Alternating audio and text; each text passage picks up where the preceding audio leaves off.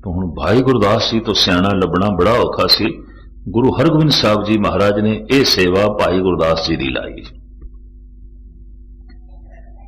पंज सिंगां नूं नाल ले वापस आ जाओ। जिन्ने चिर तक साडी पत्रिका ना जावे, साडा संदेशा ना थोड़े तक पहुंचे, तुसी वापस नहीं आना, प्रचार करते ही रहना है। कहने ने 1 साल का अरसा हो गया। 1 साल भाई गुरदास जी नूं बनारस दे गुरबाणी की कथा करदियां, गुरबाणी की विचार सुणांदा ब्राह्मणां नूं, ऋषियां नूं, मुनियां नूं, सनातनी सन्यासियां नूं, बड़े बड़े विद्वानां नूं वो गुरमत की गल सुणांदे रहे। 1 साल हो गया।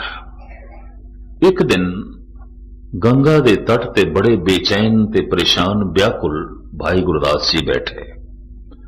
नाल दे सिंगा ने पुछ लिया, भाई जी कदी इतना परेशान थानू नहीं देखा, थोड़ी अखां दे इतनी बेचैनी, थोड़े चेहरे ते इतना गम, इतना दुख, तुसी ते हर वक्त परम आनंद की गल करदे हो, हर वक्त ज्ञान की गल, पर थोड़े चेहरे ते अज गम है, थोड़ी अखां दे अज दुख है, चिंता है। भाई साहब कहते हाँ ठीक पढ़े है। और मैं अर्ज करा, जबान मनुख की गलत बयानी कर सकती है, अखां ते चेहरा नहीं करता। यह भी मैं अर्ज करते हैं। हिरदे दे गम होवे, चेहरे ते प्रगट होंदा है, अखां दे प्रगट होंदा है, भावें मनुख कितना भी छुपाउण की कोशिश करे। कई दफा जबान हां कर दी है, अखां ना कर रही होंदियां ने,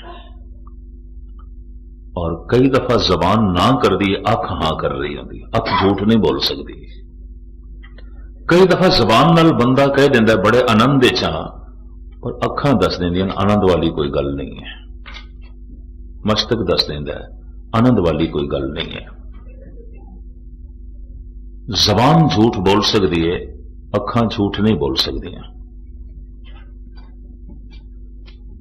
सिंह कहने लगे, भाई जी थोड़ी अखां चो गम, थोड़े चेहरे ते दुख, हैरानगी है। भाई साहब कहते हाँ ठीक पढ़िया तुसी, पर ऐसी हालत थोड़ी क्यों बनी? भाई जी कहते ने 1 साल हो गया है, गुरु हरगोबिंद साहब जी ने सानू पत्रिका ही नहीं पाई, कोई संदेशा ही नहीं भेजिया। रौनकां याद आंदियां ने गुरु हरगोबिंद साहब जी महाराज दे कदमां जो सवेरे ते शाम सत्संग लगदे सन, सतगुरु आप जो शब्द दी विचार सुनांदे सन, गुरु के महान कीर्तनीय ढाडी जो कीर्तन ते इतिहासिक प्रसंग सुनांदे सन, सुन सुन के जो मन आनंद माणदा सी, चेते आ रहे हैं इन्ना भी छोड़ा। और सतगुरु ने बुलाया नहीं,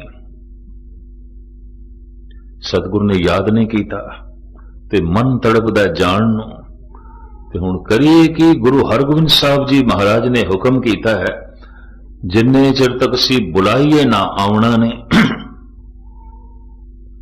भाई साहब जी ने इत्थे इस अवस्था च एक सवैया लिखिया है, और इस सवैया गुरु हरगोबिंद साहब जी महाराज नूं भेजिया सी। कवित सवैयां दे च मौजूद है, ये बाद च लभे है। भाई वीर सिंह जी उन्होंने ऐड किया है नवें कवित सवैयां च, पुराने कवित सवैयां दे च इस सवैये नूं। इस सवैया इस तरह है, याही मस्तक देख रीझत को प्राण पत, हाथ अपने बनाए तिलक दिखावते। भाई साहब कहते ने यह मत्था मेरा बड़ा खुशकिस्मत है, इनू वेख के गुरु हरगोबिंद साहब जी महाराज खुश हो जाते सन, मैनू वेख के खुश होंदे सन, मेरा मिलना ही खुशी सी। लोकी गुरु नू वेख के खुश होंदे सन और मिलण दी तांग रखते सन। भाई साहब कहते कमाल की गल, मैनू वेख के सतगुरु खुश हो जाते सन, प्रसन्न हो जाते सन। दूसरी पंक्ति, याही मस्तक धार हस्त कमल प्रे, प्रेम कथा कह के मानन मनावते। भाई साहब कहते ने मस्तक मेरा बड़ा खुशकिस्मत है, असीस दे वजों कई दफा गुरु हरगोबिंद साहब जी महाराज का हथ मेरे इस मस्तक नूं छोया है। ये मत्था मेरा भागां वाला है। कई दफा मुबारक हत्थां दी असीस इस मस्तक नूं मिल चुकी है। भाई साहब तीसरी पंक्ति च कहंदे ने, याही मस्तक देख नाही नाही कर भागती थी, धाए धाए हेत कर उड़ह लगावते। भाई साहब कहंदे मैं किसी काम में किसी सेवा च रुझिया हुंदा सी ते गुरु हरगोबिंद साहब जी महाराज दूरों वेख के आवाज मार लेंदे सन, भाई भाई जी इधर आयो। ते भाई साहब कहंदे मैं इतना लाडला हो गया सी, मैं कह दिंदा सी पातशाह ऐ जरा सेवा पूरी करके आवांगा, आ रहे हैं ये कम पूरा करावां। ना कर देंदा सी मैं। धाए धाए हेत कर उरे लगावते, मैं ते कह देंदा सी पातशाही काम ए सेवा करके आवांगा, ठहर जाओ। गुरु हरगोबिंद साहब जी आप चल के आ जाते सन। कहते मैं इन्ना भागा वाला, मेरा मस्तक इतना वडभागी। धाए धाए हेत कर उरे लगावते, याही मस्तक देख धुन धुन पुन रोए उठूं, सुपने हूं नाथ नाही दर्श दिखावते। मत्था यही है, पटक पटक के रो रहा, उस महान प्रीतम दी सुपने च भी झलक कोई नहीं, जो अपने दिल नूं ढारस दे दिया, तसल्ली दे दिया, सुपने च भी कोई गल नहीं। जागृत अवस्था दे जिस मत्थे नूं रोज असीस मिलती सी, सुपने च भी कोई नहीं। जागृत अवस्था विच मिठे बोल जो सुनन नूं मिलदे सन, सुपने च भी कोई नहीं। और जागृत अवस्था दे जो मैं परम आनंद माणदा सी, उहदी झलक सुपने च भी कोई नहीं। याही मस्तक देख धुन धुन पुन रोए उठूं, सुपने हूं नाथ नाही दर्श दिखावते। इतना व्याकुल हृदय रह के उस रात भाई साहब सौ गए और नाल दे साथियों भी कह दिता कि हुक्म अदोली करन भी जी करदा सवेरे साजो समान बनी है ते चल पई है। गुरु हरगोबिंद साहब जी महाराज की तरफ प्रबंधन तड़पदा रहा हृदय सौ गए। याद दे जद सवेरे उठे ते मस्तक ते खेड़ा, अखां च चमक, सब कुछ बदले होया। पुछ लिया नाल दे साथियों ने, महाराज कल ते थोड़ी हालत कुछ होर सी, हुण ते कल दे ते जमीन आसमान दा फर्क हो गया। अखां च चमक, मत्थे ते रौनक, खेड़ा ते खुशी। पता है भाई जी ने उत्थे की आख्या, सुपने चरित्र चित्र बन के बने बचित्र, पावन पवित्र मित्र आज मोरे आए हैं। सुपने विच मेरे मित्र एक बचित्र जिहा रूप धारण करके जो पवित्रता दी मूर्ति ने अज मैनू सुपने च आए ने। हो गई गल सारी, मन का गुबार लै गए, परम आनंद मिल गए, खेड़ा मिल गया। सुपने नूं अहमियत दे रहे, सुपना एवं नहीं है। सुपने चरित्र चित्र बन के बने बचित्र, पावन पवित्र मित्र आज मोरे आए हैं। गुरु हरगोबिंद साहब जी महाराज बारे ये दूजा सवैया है। सुपने की सारी महानता मुख्तसर में अर्ज करा। जिथे भाई गुरदास जी ने ऐसा आख्या, धन गुरु नानक देव जी महाराज ने ते अपनी पावन पवित्र बाणी च कही दिता, सुपने आया भी गया मैं जल भरिया रोए, आए न सका तुझकन प्यारे, भेज न सका कोए, आओ सुभागी नींदड़िए, भागा भरी नींद तू आ। किहड़ी भागा भरी नींद आउंदी है जिहदे च संगत दे दर्शन होवन, महापुरुषां दे दर्शन होवन, धन गुरु नानक दी झलक मिले, दरबार साहब दी झलक मिले, हिरदा पवित्र हो जाता है। और कदी तजर्बा करके देख लेना, अवल ते हजारां च किसे एक कद नूं इस तरह के सुपने आउंदे ने, नहीं तो भूतां प्रेतां दे सुपने आउंदे ने, डरावने सुपने आउंदे ने, होर दुनिया भर दे दुराचार दे भरे सुपने आउंदे, क्योंकि दुनिया मानसिक तल ते बड़ी पीड़ित है, मानसिक रोगी है। सनातन मत दी च भगतनी हुई है मीरा दास ने इसके ग्रंथ की स्टडी की है। भगती भावना नाल भरे इसके बोल, सुपने की अहमियत नूं यह भी मनदी है। इसका भी एक छंद मैं थोड़े सामने रखा, और ये इस तरह हुई है जिवें इस्लाम दे च राबिया, सनातन मत दे मीरा, गुरमत दे च माता भाग कौर। कुछ इस्त्रियां ने धार्मिक दुनिया दे च बड़ी अदुੱਤੀ छाप छोड़ी है। तो सनातन मत दे च इन्हां इस्त्रियां दे च मीरा दी एक अपनी छाप है। चित्तौड़ दे राणे दी ये पत्नी सी, पर चित्तौड़गढ़ दा ये राजा, उसने जब देखा भी ये ते भगती भावना नाल भरी हुई, इनू संसारिक रुचियां नाल कोई मतलब नहीं, हर वक्त प्रभु दे गीत गांदी रहिंदी है, जिंदगी दा तालमेल ना बैठे, उसने घरों कढ़ दिता। पहले मारन की कोशिश की थी, मरी नहीं ते घरों कढ़ दिती। राजस्थान दे जंगलों दे ये दर दर भटकदी रही, कृष्ण दे गीत गा के अपना जीवन बतीत करती रही। एक तारे थे, आखिरी समय इसने बिंद्राबन दे बतीत किया। एक छंद दे च लिखदी है, अज ते भावें घर घर इसदे छंद गाए जाते हैं, रेडियो टीवी ते इसदे भजन आउंदे ने। उस वक्त कोई इसनूं मंदिर दी ठहरन नहीं देंदा सी, उल्टा करके कहंदे सन, तरह तरह के लाछन ते दोष इसते लगदे सन।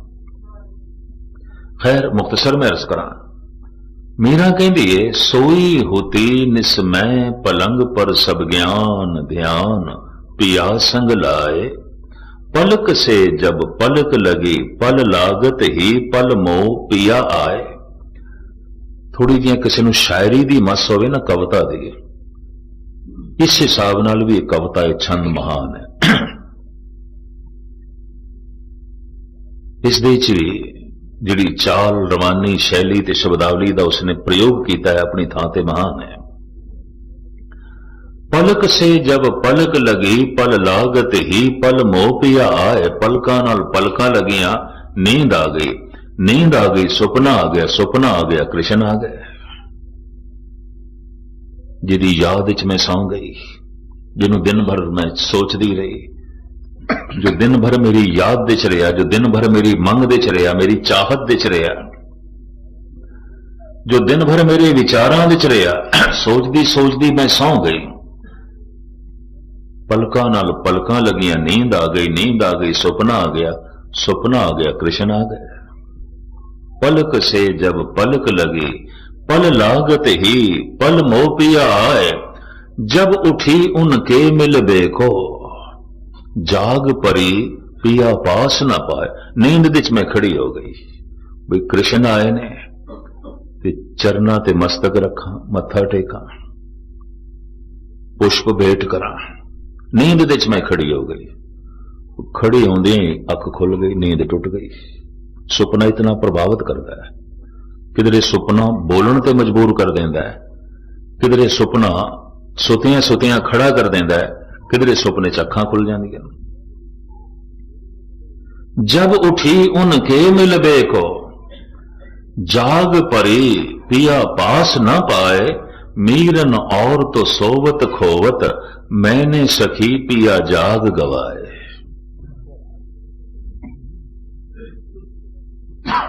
दुनिया सौ के रब नूं गवा बैठदी है, मैं जाग के गवा बैठी। होरी नींद आउंदी रहिंदी, सुपना लंबा बनिया रहना सी, परम आनंद बनिया रहना सी। मीरन और तो सोवत खोवत मैंने सखी पिया जाग गवाए, मैं ते जाग के गवा बैठी। लोकी सौ के गवा छड़ देन, मैं ते जाग के गवा बैठी। ਹੁਣ ਇਸ ਤਰ੍ਹਾਂ ਦਾ ਹਿਰਦਾ ਤੇ ਨੀਂਦ ਲਈ ਤੜਪੇਗਾ, ਉਸ ਤਰ੍ਹਾਂ ਦੀ ਨੀਂਦ ਲਈ ਆਓ ਸੁਭਾਗੀ ਨੀਂਦੜੀਏ ਮਤ ਸੋ ਦੇਖਾਂ ਸੋਏ। ਭਾਈ ਸਾਹਿਬ ਭਾਈ ਵੀਰ ਸਿੰਘ ਜੀ ਪੰਜਾਬੀ ਦੇ ਸੰਤ ਕਵੀ, ਗੁਰੂ ਗ੍ਰੰਥ ਸਾਹਿਬ ਦੇ ਟੀਕਾਕਾਰ, ਮਹਾਨ ਲਿਖਾਰੀ ਤੇ ਦਾਰਸ਼ਨਿਕ, ਸਰਗੋਦੇ ਦੇ ਸਨ। ਇਹਨਾਂ ਦੀ ਕਵਿਤਾ ਵਿੱਚ ਪੰਜਾਬੀ, ਲਹਿੰਦੀ ਪੰਜਾਬੀ ਦੀ ਝਲਕ ਹੈ। ਲਾਹੌਰ ਤੋਂ ਪਰੇ ਲਹਿੰਦੀ ਪੰਜਾਬੀ। ਆਪ ਕਹਿੰਦੇ ਨੇ, ਸੁਪਨੇ ਵਿੱਚ ਤੁਸਾਂ ਮਿਲੇ ਅਸਾਂ ਨੂੰ, ਅਸਾਂ ਧਾਗਲ ਵਕੜੀ ਪਾਈ, ਪਰ ਨਿਰਾ ਨੂਰ ਤੁਸਾਂ ਹੱਥ ਨਾ ਆਏ, ਸਾਡੀ ਕੰਬਦੀ ਰਹੀ ਕਲਾਈ। ਭਾਈ ਸਾਹਿਬ ਭਾਈ ਵੀਰ ਸਿੰਘ ਅਭਿਆਸੀ ਪੁਰਸ਼ ਸਨ, ਕੇਵਲ ਕਵੀ ਨਹੀਂ ਸਨ, ਨਾਮ ਰਸਕ ਸਨ, ਸਿਰਫ ਲਿਖਾਰੀ ਨਹੀਂ ਸਨ, ਟੀਕਾਕਾਰ ਨਹੀਂ ਸਨ।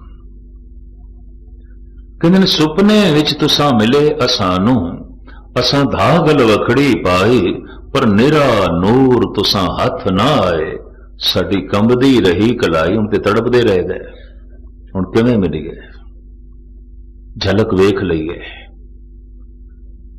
ਬਹੁਤ ਸਾਰੇ ਫਕੀਰਾਂ ਨੇ, ਸਾਧੂ ਸੰਤਾਂ ਨੇ, ਅਭਿਆਸੀਆਂ ਨੇ ਪਹਿਲੀ ਝਲਕ ਸੁਪਨੇ 'ਚ ਦੇਖੀ ਹੈ, ਪਰ ਤੱਕ ਗੱਲ ਬਾਅਦ ਵਿੱਚ ਬਣੀ ਹੈ। ਇਹ ਵੀ ਮੈਂ ਅਰਜ਼ ਕਰਦੇ ਹਾਂ।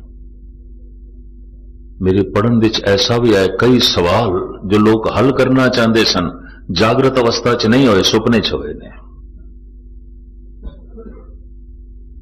ਅਜੀਬੋ ਗਰੀਬ ਇਹ ਦੁਨੀਆ ਹੈ ਸੁਪਨਿਆਂ ਦੀ।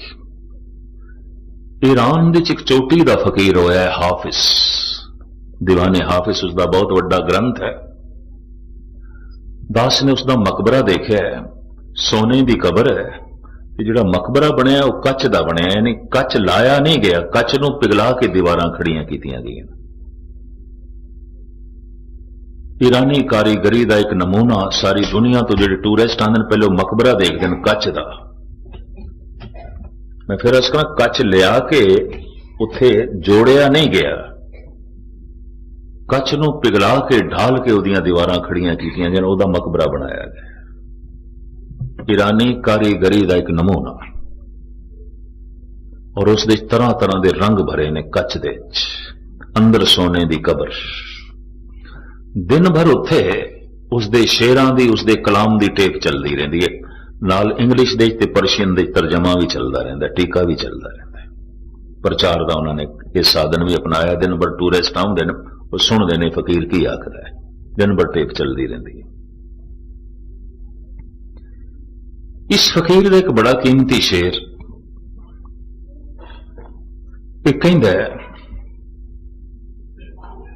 ਰਾਤ ਨੂੰ ਸੁਪਨੇ ਦੇ ਸੁੱਤੇ ਆਇਆ, ਮੈਨੂੰ ਖੁਦਾ ਦੀ ਝਲਕ ਮਿਲੀ, ਤੇ ਖੁਦਾ ਨੇ ਆਖਿਆ ਫਕੀਰਾ ਕੁਛ ਮੰਗ ਲੈ, ਮੈਂ ਅੱਜ ਦੇਣ ਲਈ ਆਇਆ, ਪਰ ਉਹੀ ਕੁਛ ਤੈਨੂੰ ਦੇਣਾ ਜੋ ਤੂੰ ਮੰਗੇਗਾ, ਮੰਗ।